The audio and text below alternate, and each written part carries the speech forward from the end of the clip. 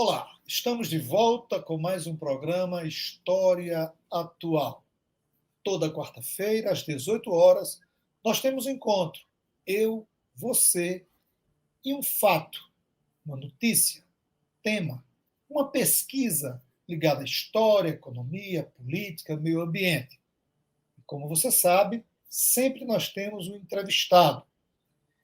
Nos últimos dias, mais precisamente nos últimos 30 dias, o mundo entrou em choque. Conflito que não vem de agora, já vem de décadas, entre Israel e a Palestina, voltou ao cenário, voltou às notícias. E isso tem chocado a população não só brasileira, mas do mundo inteiro, a forma como o Estado de Israel reagiu ao episódio, ao ataque do dia 7 de outubro. Eu já fiz aqui outros programas e já entrevistei outras pessoas, mas as dúvidas sempre permanecem. E hoje nós vamos conversar com uma pessoa que eu estou conhecendo agora, e isso é muito bom, porque a gente amplia os nossos laços, não só de amizade, mas também de compromissos com a luta dos trabalhadores e das trabalhadoras do mundo inteiro. Não saia daí. Instantes, nós iremos bater esse papo sobre a questão palestina. Nós estamos diante de um genocídio? Não aguarde.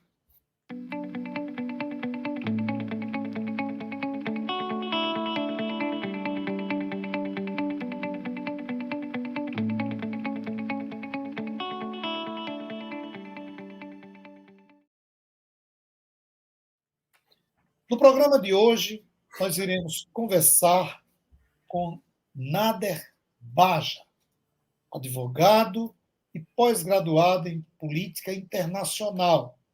Nader é representante da União Palestina da América Latina no Sul e porta-voz da Frente Gaúcha de Solidariedade ao Povo Palestino. Nader, seja bem-vindo, amigo. Obrigado por abrir aí um espaço na sua agenda para bater esse papo conosco. Seja bem-vindo, amigo. Pode se apresentar e dizer mais o que falta para o nosso público. Oi, tudo bem para todo mundo? É uma honra estar aqui com vocês. Estou realmente muito feliz por essa oportunidade para a gente conversar sobre Palestina, sobre os palestinos e o conflito que está em curso lá. Agradeço ao professor por essa oportunidade e espero poder ajudar vocês nas dúvidas que vocês têm. Nader, o que foi o 7 de setembro? Aliás, o que foi o 7 de outubro e como fazer as pessoas entenderem que essa data não representa o início dos conflitos entre Israel e os palestinos? Muito bem. Para entender o ato praticado dia 7 de outubro, precisa a gente voltar para trás. No mínimo 140 anos. Na verdade, a ideia de criar um Israel, uma ideia ocidental. O primeiro pessoa que chamou para a necessidade de criar um Estado para os judeus foi Bonaparte. Mas, de forma efetiva, no primeiro metade do século XIX, surgem vários intelectuais na Europa, como Max Nardau, Moses Hess, que começaram a pensar que os judeus precisam ter um lugar. Isso em resposta à perseguição europeia contra eles na Europa. Mas, de fato, foi o jornalista austríaco Theodor Herzl que, em 1897, na cidade de Basel de Suíça, ele organizou as comunidades judaicas na Europa, e aí surge o primeiro congresso sionista, ou seja, o movimento sionista mundial. esse movimento, um movimento político de caráter racista, colonialista, que tinha o objetivo de criar um lar ou um Estado para os judeus. Esse movimento aliou a potência britânica no final do século XIX e início do século XX. Entre os dois lados, houve cooperação, um ajudando o outro. O capital judeu europeu participou nos esforços de guerra ao lado da Inglaterra nessa guerra. Em troca, o imperialismo britânico, ou a potência britânica, vai logo ajudar para criar um lar para os judeus, ou um Estado.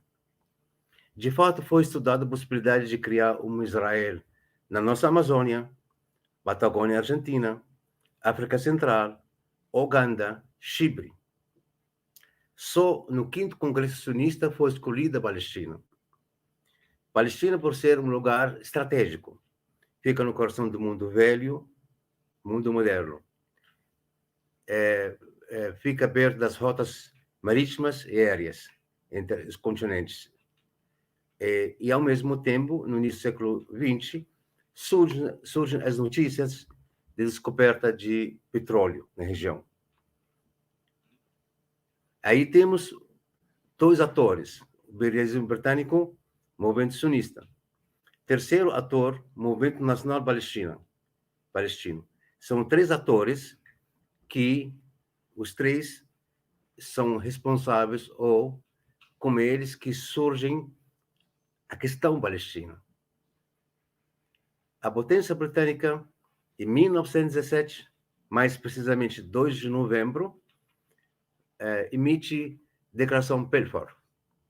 Arthur Balfour era o ministro britânico do exterior. Esse documento diz mais ou menos o seguinte, que o governo da Sua Majestade observa com muita simpatia a ideia de criar um lar nacional para judeus na Palestina, desde que sejam respeitados os direitos civis dos não-judeus na área. Então, não reconheceu os direitos políticos, que são a escolha de vereador, deputado, governador, presidente. Direitos civis, direito de salário, moradia, etc., etc. Os palestinos foram chamados de não-judeus. Quer dizer, isso para atender o mito, porque o sionismo trouxe mitos. Mitos são histórias que contam e contam, que na verdade não têm fundo de verdade. Um dos mitos do sionismo que temos uma terra sem povo para povo sem terra.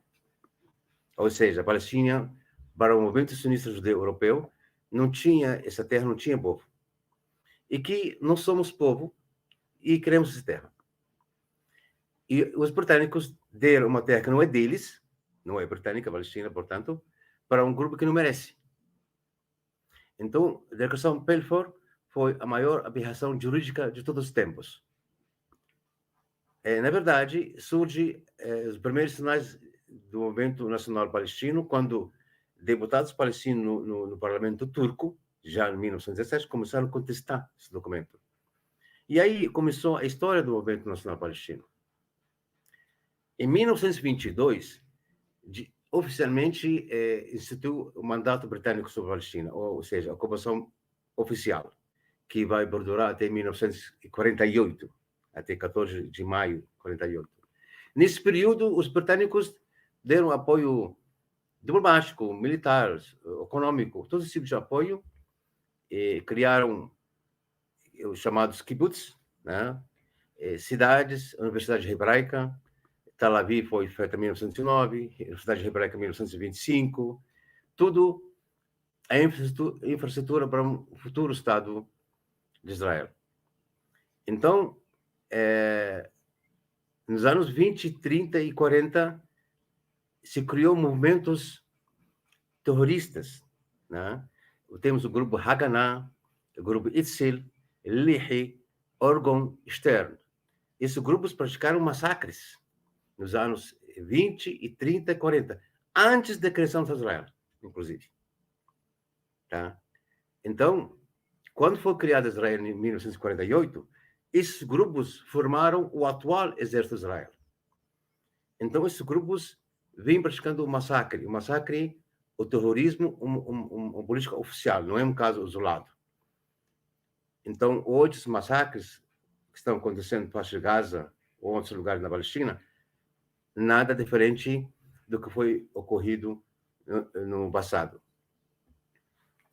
Então, em dia 7 de outubro, foi uma resposta contra tudo isso. Eu vou citar aqui 4 casos ou eixos. Por exemplo, temos a questão dos prisioneiros palestinos. Tem quase 5 mil presos políticos palestinos, entre eles mulheres, crianças, mulheres grávidas, gente doente. Outro, os assentamentos, que cresceram muito nos últimos anos, né? E terceira coisa foi a violação diária contra a Mesquita Al-Aqsa. Mesquita Al-Aqsa é o terceiro lugar sagrado no islamismo, além das igrejas em Jerusalém. E também foi o cerco ao faixa de Gaza, que começou em 2007. O cerco de Gaza lá limita a entrada de comida, alimentação, de materiais de construção. Temos os estudantes não conseguem ir para o exterior para estudar, para concluir estudos, seja nas universidades árabes ou europeias, por exemplo. Temos doentes em Gaza que não conseguem sair de Gaza para ir a hospitais, aí na Cisjordânia, por exemplo. Muitos morrem com doenças terminais, como câncer e outras doenças. Então, o mundo estava sabendo, estava assistindo o que está acontecendo em Gaza e o que estava acontecendo em relação aos palestinos. Mais ainda, países árabes como Bahrein, Emirados Árabes Unidos, Sudão e Marrocos normalizaram relações com Israel. Estava em curso também um processo de normalizar relações com a Arábia Saudita. A Arábia Saudita é diferente, um país que tem muito peso econômico, por ser um dos maiores produtores de petróleo e por ter os lugares sagrados muçulmanos, Meca e Medina. Então, os palestinos se sentiram abandonados, até por parte de alguns governos árabes, né? Então, foi o Hamas que foi lá, respondeu contra essa situação. Então, o que aconteceu no 7 de outubro está relacionado com o conflito em si, que surgiu há mais de 100 anos. Então, essas raízes do conflito palestino-israelense. Nada. Setores da mídia ocidental, em especial a mídia tradicional brasileira, noticiam diariamente as versões do governo de Israel sem dar voz aos palestinos. A gente acompanha diariamente as notícias e os mais diversos canais de TV reproduzem, inclusive, uma boa parte dos jornalistas, dos comentaristas, afirmam e reafirmam a versão do governo de Israel. O exemplo, claro, foi daquele jornalista da Globo, Jorge Pontual. Todo o Brasil assistiu perplexo, pelo menos as pessoas que têm uma visão mais crítica sobre a questão, o que ele disse. E no outro dia ele foi tentar se desculpar do que ele falou. Como é que nós podemos enfrentar esse discurso da guerra do bem, Israel, contra o mal, entre aspas, palestinos? Como é que se encara isso? Como é que a gente pode trabalhar? Como é que a gente pode chegar para as pessoas e dizer, olha, as coisas não são bem assim? Como é que a gente deve agir, meu amigo, numa situação dessa? Muito bem. Estamos assistindo, não é só a guerra militar, estamos assistindo uma guerra psicológica. Temos a máquina de propaganda israelense e muitos veículos de comunicação, entre eles as brasileiras. Vou citar aqui Globo, Bandeirante, SBT, Record e Pampa aqui no Rio Grande do Sul. A televisão aberta brasileira adotam totalmente narrativa israelense, né? E narrativa ocidental. Isso é muito lamentável, muito triste. E a gente, inclusive, a gente fez uma ata aqui em Porto Alegre ontem. Eu, em público, denunciei isso e até pedi que sejam perseguidos judicialmente, porque eu acho que quando alguém adota a teoria ou a narrativa do criminoso, ele precisa ser responsabilizado também, porque é uma citação ao crime. Se o que está acontecendo no Gaza é um crime de guerra, então é um crime. Quem está praticando é Israel. Se você adota a visão israelense, você indiretamente ou diretamente está ajudando Israel para praticar mais crimes. Por exemplo, exemplos, o senhor deve ficar sabendo, ou está sabendo aqui, tipo, acusaram os palestinos de decapitar as cabeças de crianças. Caiu por terra. Mas é triste ver até o Joe Biden falar isso, né? E depois o próprio Casa Branca desmentiu que não é verdade. Outra que o hospital lá, onde morreram 500 pessoas, foi que um grupo palestino lançou um foguete, caiu, enfim, foi provado que não. Então, e também tentam relacionar o Hamas com o Daesh, o Estado Islâmico, né? Então, tipo, tentam dizer que a resistência palestina não é legítima, né? Esse aqui é o objetivo deles. Mas os atos, manifestações do mundo inteiro provam que, acho que pela primeira vez na história do conflito, que a narrativa palestina está vencendo. A opinião pública mundial está acreditando que os palestinos, sim, um povo que está sob ocupação, precisa ser resgatado, precisa ser ajudado.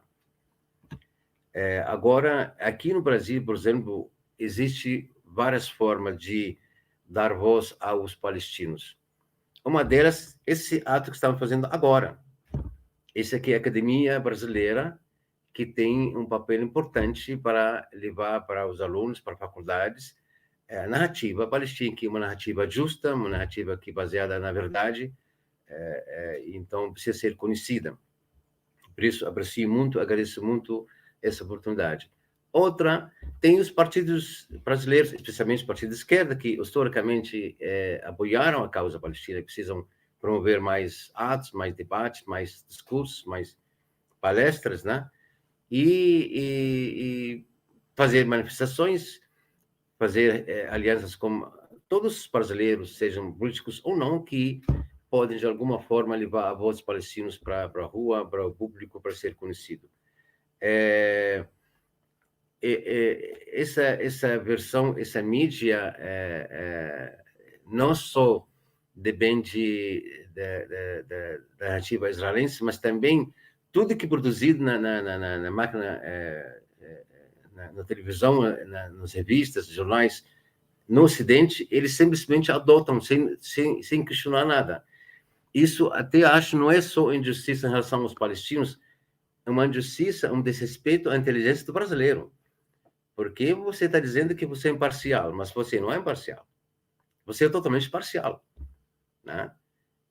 Realmente, me desculpe dizer, eu fico muito triste assistindo televisão, simplesmente parece que você está perante televisão israelense, né? Eles adotam tudo que a porta-voz do exército israelense está fazendo, eles colocam aí.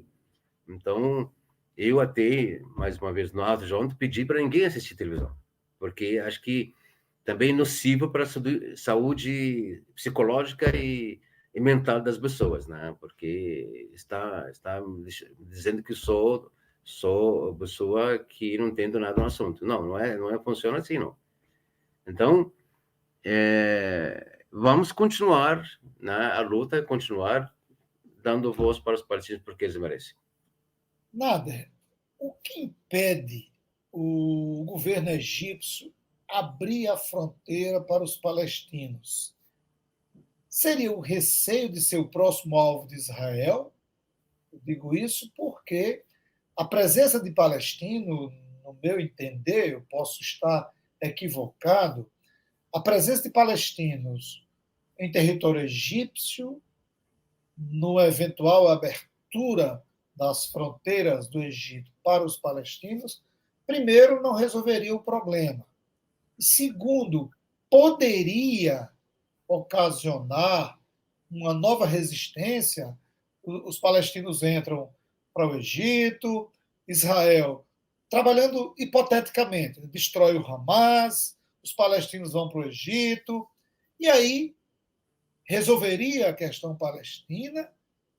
O que impede o Egito é temer que os palestinos entrando para o Egito, os egípcios poderiam ser a próxima vítima de Israel, haja vista que a luta pela resistência, independente da existência ou não do Hamas, poderia ressurgir no Egito?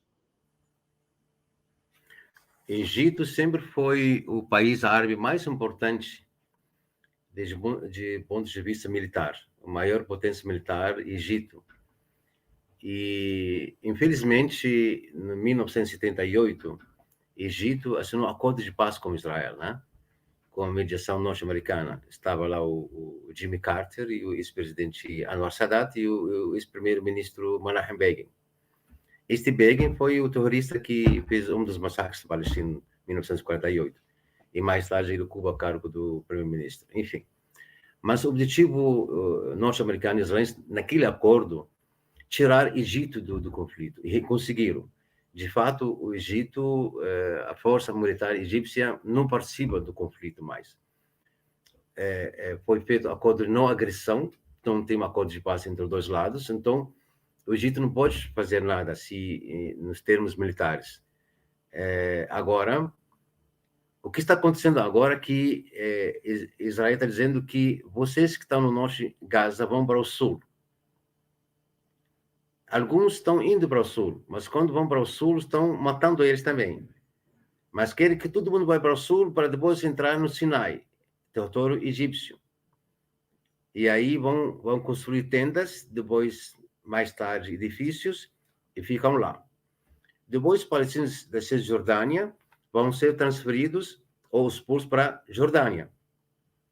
Israel acredita que, via força militar bruta, vai liquidar a questão palestina. Isso que está em curso. E estão do outro lado, na costa da Gaza, tem não só o porta-aviões Gerald Ford e Eisenhower, estão navios de hospitais. Estão convidando os palestinos que estão feridos, querem sair, a gente leva para vocês, mas vocês não voltam mais, né?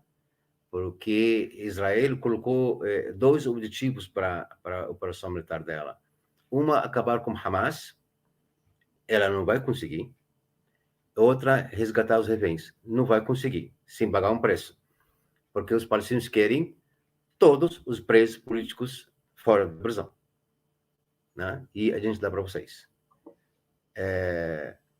Então, Egito, felizmente, nos anos 80 até hoje, tem papel de mediar, contornar, administrar o conflito entre o movimento palestino, seja Hamas ou não, e Israel. Foi isso sempre o papel do Egito. Equivale uma ONU árabe, entre aspas, né? Que, claro que hoje nem a ONU consegue cessar fogo também, como estamos vendo também, né? Hoje o Egito não consegue nem convencer Israel a permitir a entrada de ajuda humanitária, né?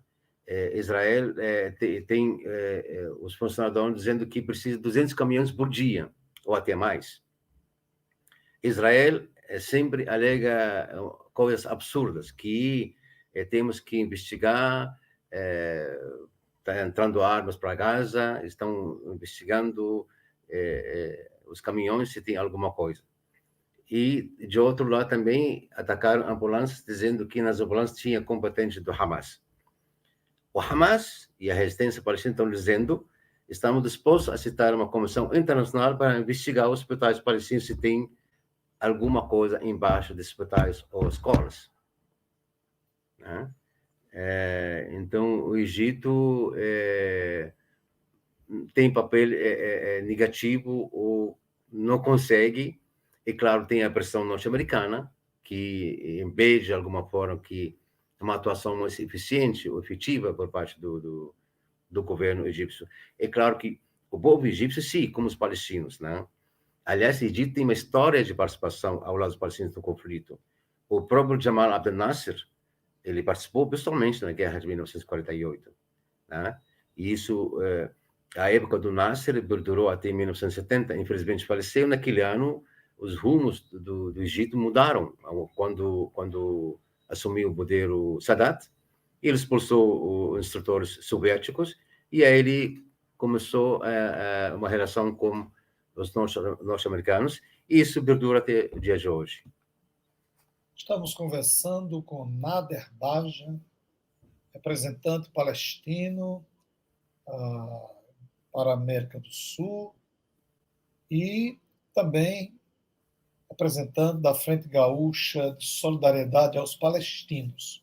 Antes de irmos para a próxima pergunta, eu quero pedir a você que nos acompanha, que está assistindo, agora entrou no canal, está vendo essa entrevista, mas que ainda não é inscrito. Se inscreva, dê o seu like, assista a outros programas aqui sobre a questão palestina, mas também outros assuntos. E não esqueça de compartilhar no seu grupo de trabalho, no seu grupo da igreja, no grupo da escola, no grupo dos amigos.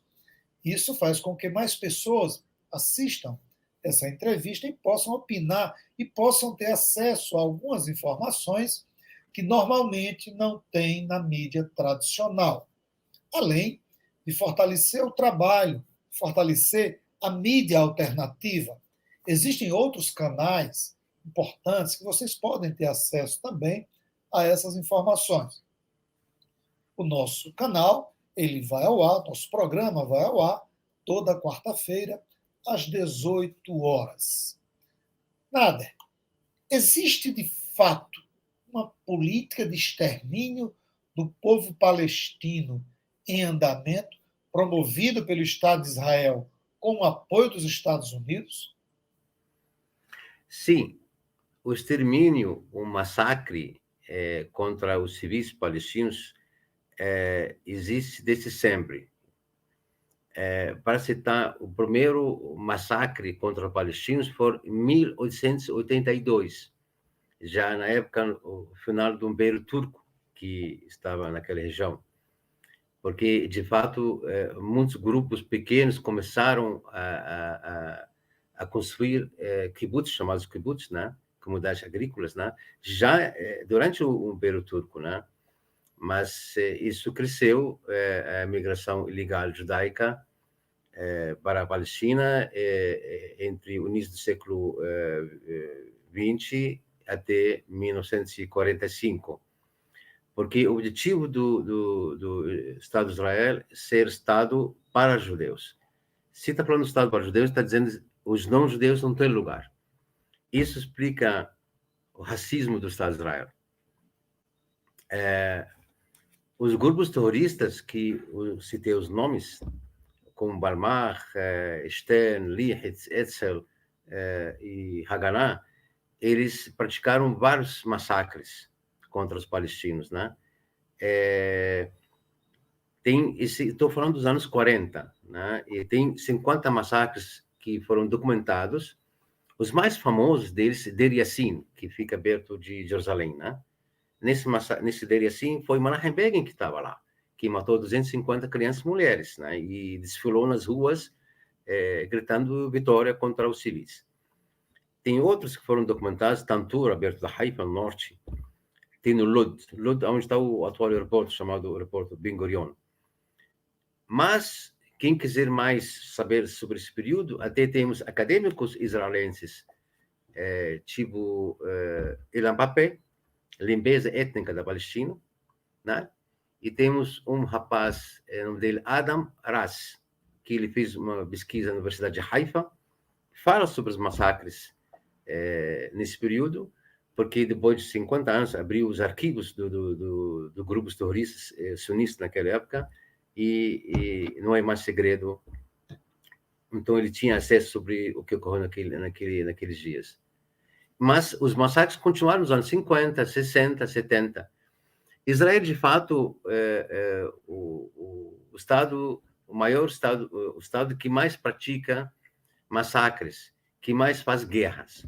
Israel participou de guerra em 1948, 1956, 1967, 1973, 78, 82, a primeira intifada, 1987, a segunda intifada, 2000, e 2006 contra o Líbano, contra o Hezbollah, 2008, 2012, 2014, 2021, 2023 contra Gaza.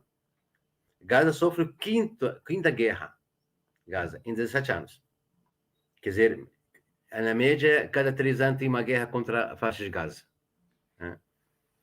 E aqui tem os números atuais da guerra contra a faixa de Gaza. Temos 10 mil mortos, entre eles 4 mil crianças, 2.400 mulheres. Temos 27 mil feridos. Mataram 135 médicos, 50 jornalistas, 50 ambulâncias destruídas, 70 funcionários da ONU foram assassinados também. Destruíram 7 igrejas, 55 mesquitas. Né? Ou seja, eles estão atacando todos os meios de vida em Gaza. Sobre Gaza, despejaram 25 mil toneladas de explosivos. Praticamente equivale às 2 bombas atômicas que foram despejadas sobre Hiroshima e Nagasaki na Segunda Guerra Mundial. Porque cada uma, Nagasaki e Hiroshima, cada uma 15 mil. Né? Nessa conta, cada palestino em Gaza recebeu 10 quilos de explosivos. Né? Seja homem, mulher, ou criança ou idoso. Então, esse é o extermínio que está em curso contra os palestinos. Na Cisjordânia, outro território palestino, é diferente. Também temos, no mesmo período, entre 7 de outubro para cá, temos 151 mortos e 2.080 feridos. Né? Na verdade, em geral, os palestinos sempre têm contra eles matanças, detenções, prisões, execuções fora da lei. Eles matam meninos na rua, assim, na maior normalidade, entre aspas, né? Eles violam mesquitas, igrejas, eles confiscam terras, eles roubam os produtos camponeses. Hoje estamos recebendo notícias que os colonos nas colônias estão ameaçando os palestinos, estão distribuindo panfletos para eles sair de lá, para ir para a Jordânia, para a Síria, para o Líbano, né?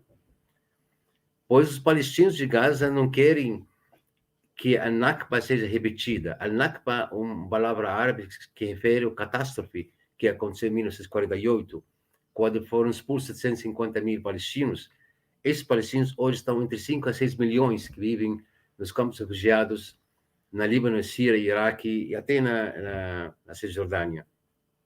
80% dos moradores de Gaza são filhos e netos de refugiados de 1948. Quando, em 7 de outubro, atacaram Israel, eles não atacaram Israel, eles estão voltando para as terras deles. Então, o mundo tem que acordar. Eu acho que eu agradeço às crianças, às mulheres de Gaza, porque desmascararam o Ocidente. As coisas estão se revelando. O mundo está descobrindo que esse povo está sofrendo, e sofre ocupação há muito tempo, 75 anos, né? E ninguém quer resolver a situação deles. Os palestinos, de fato, querem realmente um Estado para eles. É isso que eles querem. Você falou aí que os palestinos querem um Estado para eles. Eu pergunto, existe alguma negociação em andamento? Ainda é possível esse Estado palestino, diante do quadro que nós estamos vendo? Estava em curso negociações e a OLP, para lembrar, a OLP, a Organização para a Libertação da Palestina, foi criada em 1964, e nela estava Al-Fatah, do Arafat, Frente Popular, Frente Democrática, a esquerda, né? vale lembrar que o Hamas e Jihad Islâmica não são oficialmente dentro da OLP, mas fazem parte do cenário político palestino, que são duas organizações importantes, né? Que têm base econômico e militar e político dentro do povo palestino. Arafat reconheceu a existência do Estado de Israel. Israel reconheceu a OLP como representante político dos palestinos. Isso em 1993.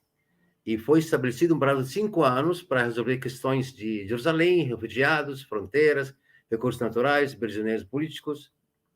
Só que passou os 5 anos, ou seja, 1998. Eu lembro que foi o primeiro governo do Benjamin Netanyahu. Esse não deu bola para isso, para dizer o mínimo. E isso passou 30 anos, ninguém resolveu essas questões. Falando sobre Netanyahu agora, no último março, estava numa reunião no parlamento, Knesset. Ele foi perguntado: o que você acha sobre o Estado palestino? Respondeu: vamos fazer de tudo para acabar com qualquer esperança de ter um Estado palestino. Fecha aspas. Ok? Ele não está falando de qualquer pessoa, ele é primeiro-ministro de Israel. Esse aqui, o Bullock, que ficou mais tempo, acho que está no quarto ou quinto governo. Mas Israel sempre perdeu todas as oportunidades de fazer a paz com os palestinos. Vou citar 3 casos mais importantes. Em 1978, quando foi realizado o acordo de Camp David com o Egito, o Sadat falou para os israelenses: vocês têm que fazer um Estado palestino. E o Menachem Begin respondeu que não é necessário, apenas uma autonomia já é suficiente para eles.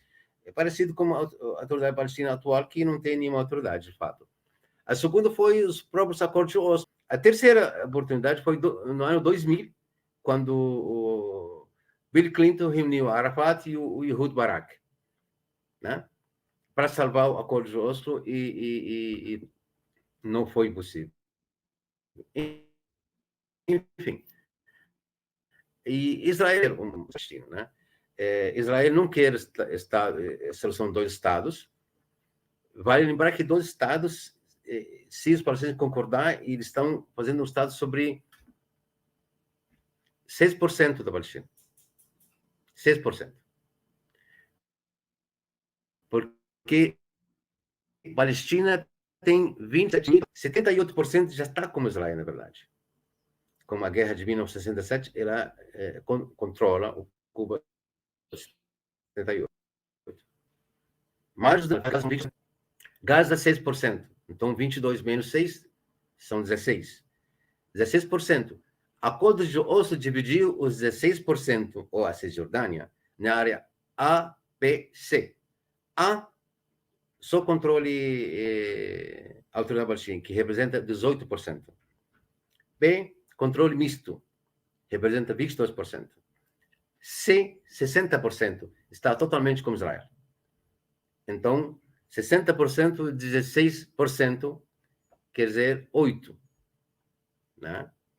8%. Dos 8%, 40% são terras confiscadas dos palestinos para construir assentamentos judaicos. Está como 4%, ou 5%, na maior das hipóteses. Mesmo isso, Israel não vai concordar. Porque Israel foi, para mim, o movimento sionista criou um Estado para os judeus. Para o palestino, tem 2 opções. Você fica aqui, trabalha na sua profissão, tem seu carrinho, seu apartamento, sua casinha, não me envolve com a política, não falo sobre Palestina. Ou você sai. A terceira opção, você quer enfrentar, a gente vai matar você ou vai ser preso, vai morrer na prisão. Isso não mudou. Israel sempre acreditou numa solução, na administração do conflito, não solução do conflito. Com os acontecimentos atuais, isso tudo foi varrido do mapa, mudou. E o Ocidente está correndo para ajudar Israel. Isso mostra a Israel que um Estado americano, aliás, o Alexander Haig, ex-ministro da Defesa norte-americano, disse a seguinte frase: Israel é o maior porta-aviões norte-americano fixo, custa barato e não pode ser afundado. Israel não quer dois estados, não quer Estado binacional, né? Não quer Estado único.